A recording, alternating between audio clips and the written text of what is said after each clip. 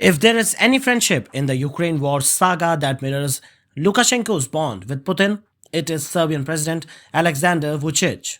He walked a tightrope with Putin, balancing Serbia's EU ambitions while refusing to sanction Russia, citing Serbia's own bitter history with sanctions and prioritizing the national interest.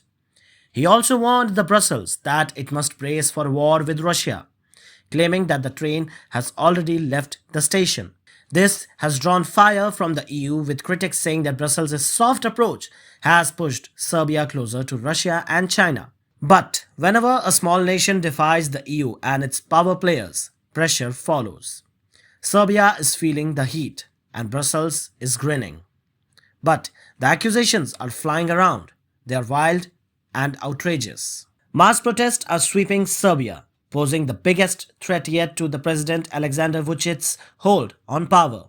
What started as a student outrage over the tragic concrete canopy collapse in Novi Sad that killed 15 people has escalated into a nationwide movement against corruption and the erosion of rule of law. Over the past 3 months, tens of thousands have marched across 200 cities and towns in Serbia. The bloody hand has become the defining symbol of the student-led protest.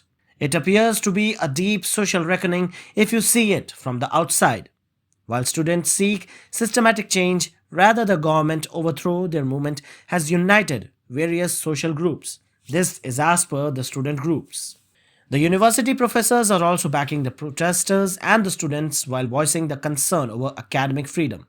Farmers, using tractors to shield the student blockade, are also demanding better subsidies. Public transport workers, pensioners, and educators are also staging separate demonstrations. It is almost as if a small civil war is happening against the Serbian government.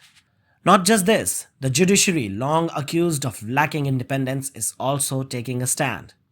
17 High Court judges in Belgrade have openly supported the protesters in an unprecedented move.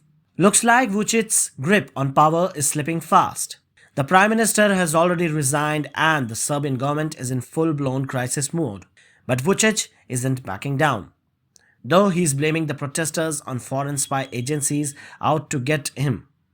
He has thrown out a few minor concessions, but it is also hinting at using of a greater force if it is necessary. But here is the kicker. The EU doesn't seem to care. The protests, no matter how massive, aren't making wave in Brussels. And critics say that it is all about geopolitics and business interest.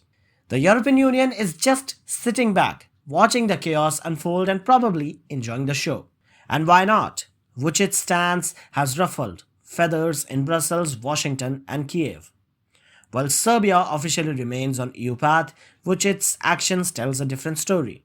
He has strengthened the military ties with Russia, expanded cooperation with China, and has openly criticized the Western hypocrisy on sovereignty and intervention. Also, Serbia is hosting peace talks led by Trump. Now that is a direct challenge to NATO's narrative. But this balancing act isn't easy.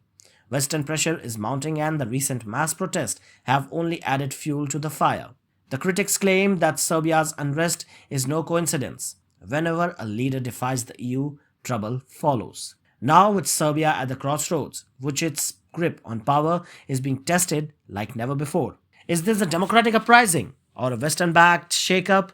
Feels suspicious, doesn't it? However, the truth is that no one knows as of now. But whatever happens, it will surely trigger a new chapter in the Balkans. A chapter which can be either prosperous or destructive, like never before.